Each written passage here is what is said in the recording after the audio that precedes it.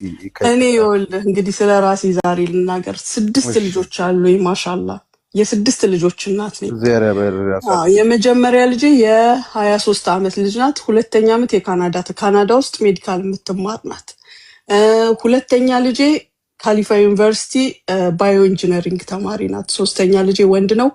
አሁን ግራጁዌት ያደርጋል 12ኛ ክፍል። ሙሉ ጤነኞች ናቸው።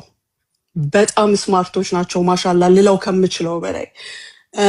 እኔ ቤተሰቦቼን አስቸግሬን ያደግኩት፣ እነሱ ደግሞ እኔን የሚቆጣጠሩ ልጆቼ ናቸው። እነዚህ ሶስቶቹ ምላችሁ ማማ እዚህ ጋር ተሳስተሻል፣ ይሄ ጥሩ ነው፣ ይሄ መጥፎ ነው የሚሉኝ ልጆቼ ናቸው። ከዛ በኋላ በመሃል 2 ልጆች ሰጠ፣ አላህ ወሰደ ወደ ራሱ። 2 ወንዶች ነበሩ፣ አህመድ እና ራሽድ ይባላሉ። ከዛ ደግሞ 7ኛው ልጄ ማለት ነው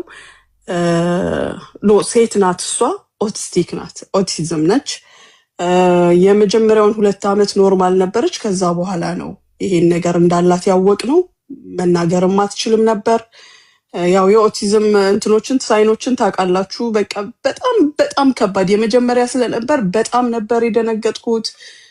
ሌት ከተቀን ማልቀስ ምን ማለት ነበር። የዚህ ሀገር መንግስት ደግሞ አሁንም አላህ ይጨምርለት።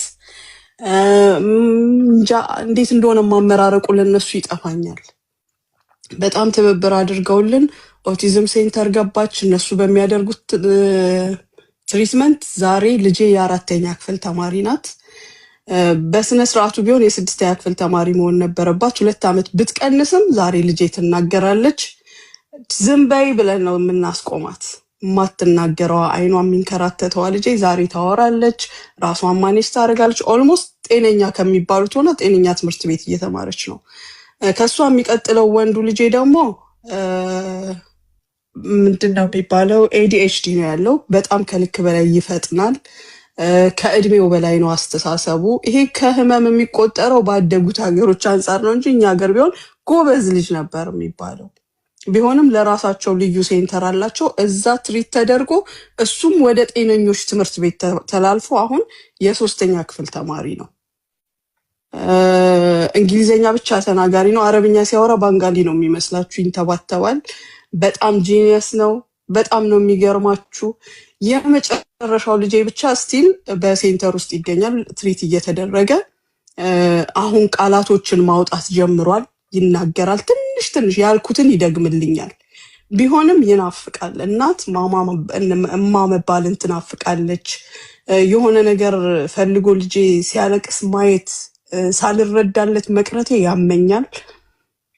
እንደ ሰው ብቻ እንዴት ልበላችሁ፣ እንደ ሰው ቢነግረኝ ቢያወራልኝ እንደ እድሜው አሁን በአሁኑ ሰዓት የ8 ዓመት ወደ 9 እየሄደ ነው። እንደ እድሜው ቢሮጥ ቢዘል ቢጫወት ኳስ ሲል ምን ሲል ባየው ደስ ይለኛል። ግን ስቲል ሐምድላህ ለሰጠኝ ነገር ሁሉ በጣም አመሰግነዋለሁ። መቋቋም በምችልበት መንገድ በዚህ ፖዚሽንም ስላስቀመጠኝ አመሰግነዋለሁ። ከየመጀመሪያዎቹ ልጆቼን አስብና እነዚህን ሳይ ጽናናለሁ። እኔ ይኸውልህ እንግዲህ ስለ ራሴ